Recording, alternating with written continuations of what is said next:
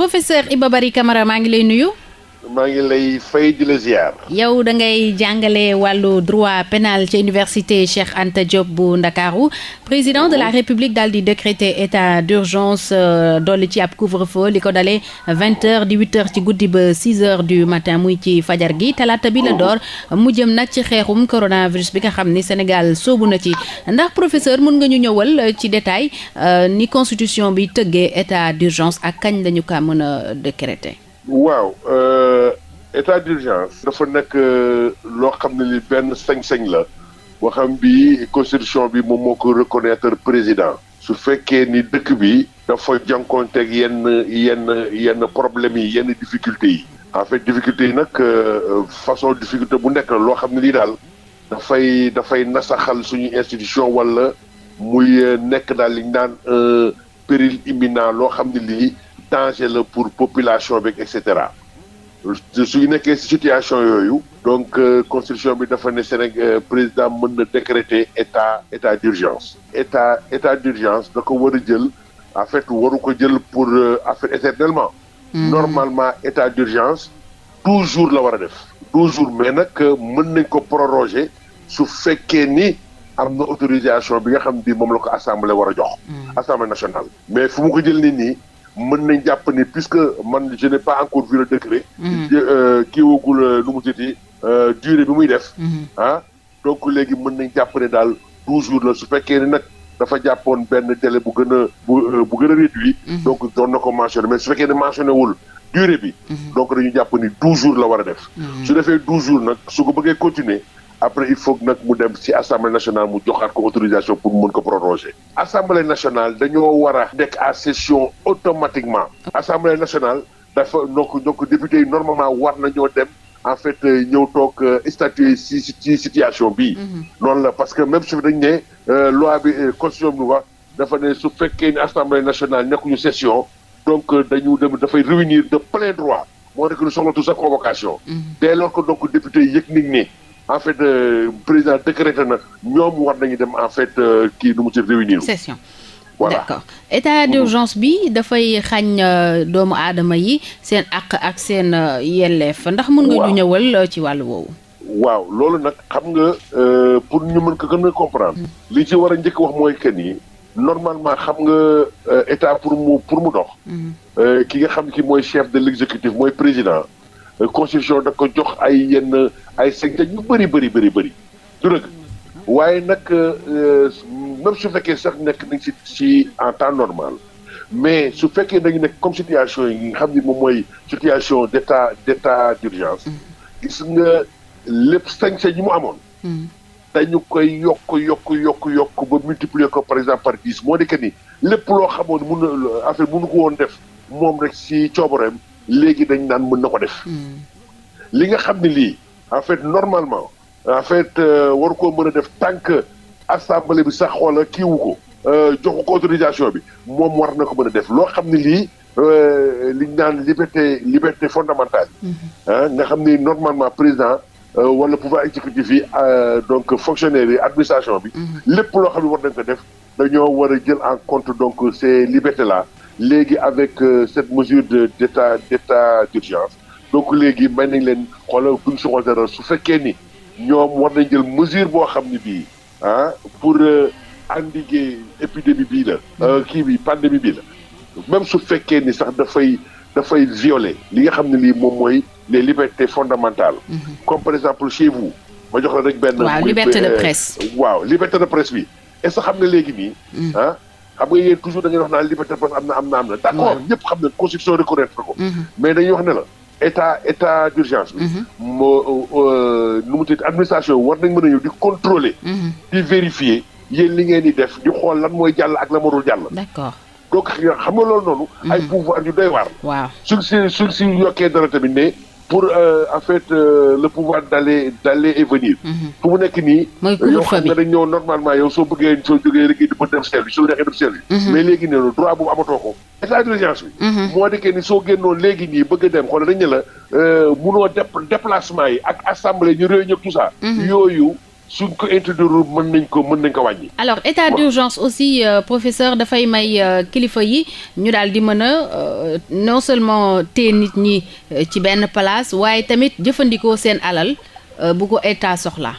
bi ko mën waaw loolu tamit am na moo nekk ni lépp loo xam ne lii état yaakaar nañ dina ko jëriñ pour li nga xam ne lii moo tax mu jël mesure mu nekk état d'urgence soxla na en fait war na ko jël kooku du xool ndegam yaa ma Samba moom wala ma Demba moom da koy jël liñ daan réquisitionné mën nañ réquisitionné say am say kër wala nga yow nga nekk nit koo xam ki professionnel nga yow ñu ñëw liggéey loolu la su même su fekkee sax du sa coobare lépp loo xam ne lii daal xoola état bi soxla na ko yaakaar na ni c'est nécessaire pour que li nga xam ni moom la bëgg pour lutter contre kii bi nii pandémie bi attaqué réew bi waaw bu kii ko alaa kulli haal amul dara loo xam ni dina mën nekk obstacle si moom. te duñu ci laaj sa xalaat aussi.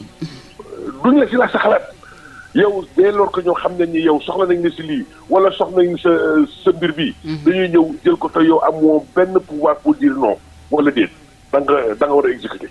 d'accord professeur loolu nag dafay indi tiitaange ndax du ñàkk xëy na am ñoo xam ne dañ ciy wut porox ndoll daal di xaw a ëppal tuuti. alaa kulli haal parce que risque bi nag mooy loolu. risque bi mooy que ni su fekkee ni ñoom nag dañ leen di jox rek li ñu naan présomption donc de bonne foi moo di que ni pouvoir yi yu ëpp yi nga xam ne moom leen jox.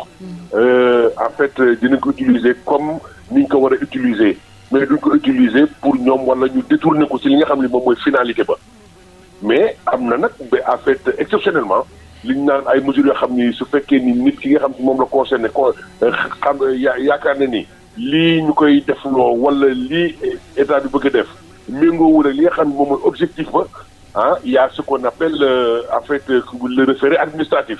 moo di que ni là mën na ñëw comment dire saisir directement le juge administratif en l'occurrence donc la chambre administrative donc de la Cour suprême pour effectivement ñu xool vérifier apprécier donc nu mu tuddati pertinence su décision bi ñu jël wala déet. d'accord recours bi bu ñu ko. su fekkee ni yaakaar gis nañ ni mesure bi amul benn impact par rapport ak li nga xam ne bii moom mooy kii bi nu mu. li ko tax a jóg. waaw li ko tax a jóg su boobaa dañu koy annuler. d'accord si saa si recours bi kon dafay. mën a agir ci saa si waaw kooku saa moo tax ñu tuddee ko référé. moo di que ni c'est une procédure d'urgence. d'accord ok. d'accord noonu la demee waaw. waaw état d'urgence tamit ni ñu koy doxalee ci ñëpp du benn ñu mel ni député yi par exemple am na beneen façon boo xam ni moom la ñuy dundee état d'urgence. waaw xam nga député nag moom xam nga ñoom député ñoom dañu yor benn statut boo xam ni bokk jo kenn. ñoom li ñuy wax mesures yooyu ñu may wax ñi yëpp ak yelleef yi nga xam bi kii mën na spectacle kooku moom mënul considérer député moom en fait muy état d'urgence rek.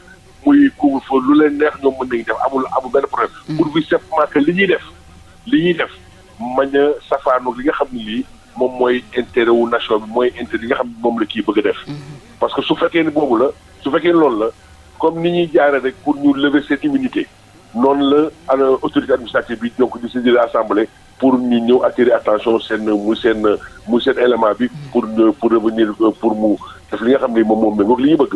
d'accord ñu dellu démb tuuti Sénégal xamoon na ay état d'urgence am na fi. ñu jot a dund mais nag moo la am na nag benn affaire boo xam ne bii benn aspect boo xam ne bii. waaw il faut ñu waxoo. mooy lan. kii bi xam nga fu nekk yow da ngay ñëw cantonné wu rek ci état d'urgence. waaw ak couvre-feu. waaw mais il y a également président bi da ko wax. waaw dafa ne donc dina ñëw saisir. donc Assemblée nationale. effectivement pour mu habiliter ko. mu jël ay décision ci domaine boo xam ne bii ci compétence assemblée nationale la. mooy ay koppar. mooy koppar non du rek koppar. d'accord mooy en fait fu nekk nii dañuy wax mais lépp loo xam ne lii en fait intéressé na ko par rapport ak lutte bi nii. quelle que soit nature ba ñoom en fait dafay laaj loi bi ñu abli ko en fait c'est-à-dire que koppar bi c'est vrai que koppar bi moom en fait moom la ñu gën a xalaat. mais également liberté yi également. yooyu yëpp en fait tout ce qui peut loo xam ne lii normalement loi ko waroon jël. léegi su boobaa. président da koy mën a def. waaw da koy mën def. pour dire simplement que président bi li mu ko may loo xam ni dafa yokk pouvoir am mooy lan mooy couvre-feu mooy lan moom mooy état d'urgence mooy lan mooy mu mën a jël ordonnance yoo xam ne yi dafay am même valeur que la loi parce que c'est-à-dire dafay agir ci domaine bi nga xam bii moom mooy domaine loi moo di que ni donc finalement le président xoolal ak situation bi daf koy permettre mu am tous les pouvoirs yëpp lay ñëw concentré donc en seen moo tax sànq léegi bi nga waxee ne tiitaange kii ma ne non tiitaange war na kii parce que nit ku am pouvoir daf ci xaw a tuuti exagéré wala abusé mais nag dañu ñaan rek li nga xam moom moo ko taxaw daal mu def ko sans pour autant mu détourner donc pouvoir yooyu donc de leur finalité. ñu ñëwaat am solo. ñu ñëwaat professeur ci état d'urgence yi nga xam ne Sénégal jot na ko dund.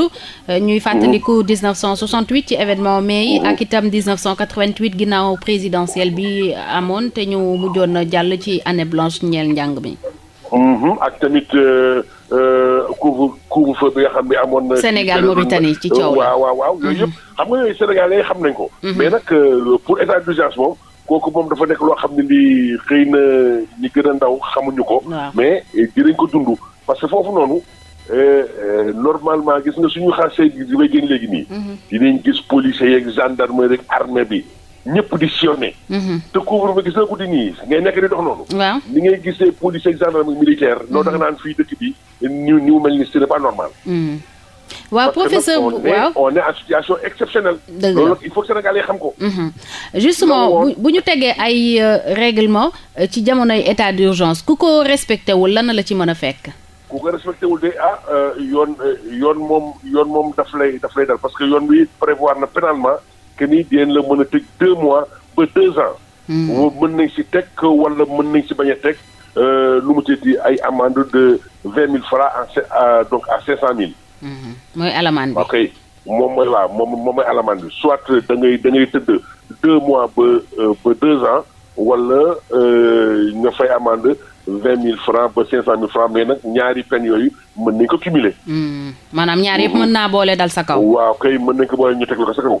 d'accord ñu wax ci état de siège yaa ngi koy tudd sànq lan moo ko wutalee ak état d'urgence. waaw état de siège nag kooku nag moom dafa nekk mesure boo xam bi moo gën a doy waar. parce que su boobaa militaires yi ñoom ñooy am pouvoir bi dafa mel ni militaires yi ñoom ñooy def président. parce que ak yelleef yi nga xam ne moom la ñuy reconnaître président moom la ñuy reconnaître militaires yi ñoom ñooy doxal. ñoom ñooy jël kii mais bañ ne ko sax ba constitution bi sax dañ koy aj ñoom rek ay doxal li nga xam ne lii moom la ñu jël comme décision moom mooy appliqué wu donc justement aux citoyens kooku nag moom nañ ñaan yàlla bañ a toll ci situation yooyu parce que kooku moom dafa garaaw trop. état de siège itam président moo koy décréter. waaw moom tamit waaw.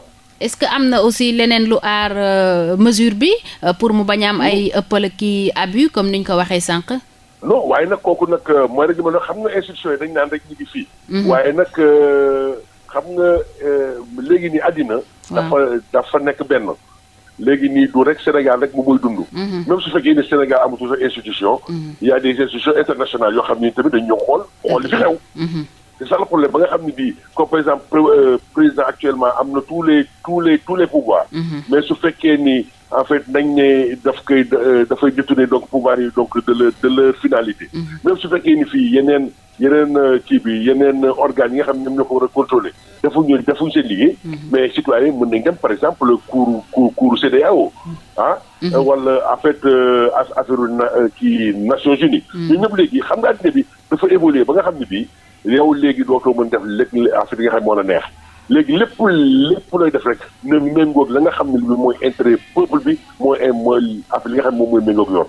loolu rek la. waaw fii ci Sénégal tey lan nga jàpp ne moo war a doon taxawaayu ñi nga xam ne ñoom la mbir mi soxal muy citoyen yi. waaw citoyen nag mooy ni nag il faut ñu xam ni dañu dund benn situation exceptionnelle ni ñu doon dundee bokkatul li ñu war a dundee léegi nii. di ngeen sax jaar fenn sa police ne fii doo fi jaar wala comme par exemple nga comme exemple jox léegi nga bëgg jékki gi mu dem Touba wala dem ko ñu la déedéet doo fa dem wala ñu nekk Touba bëgg ñëw kii Dakar ñu lay déedéet du ngeen fa dem. kooku nag bu ñu yaakaar ni dañoo salfaane seen i ak yelleef non parce que kooku actuellement ci situation boobu la ñuy dund. lépp loo xam ni lii autorités yi ñoom ñi nga xam ni ñoom ñoo war a doxal mbir yi. xam ni yaakaar na ni lii baax na pour li nga lutter contre pandémie maladie mooy coronavirus bi mesure bu ñu jëlee dañuy yaakaar ni dañuy am njort ne baax na. te peuple bi citoyen bi dañ leen si war a topp. dañ leen si war a respecté. professeur Iba Barry Camara maa ngi lay gërëm ma fàttali ni yow da ngay jàngale droit pénal ci université Cheikh Anta Diop bu Ndakaaru. ñu ngi leen di gërëm bu baax soxna si.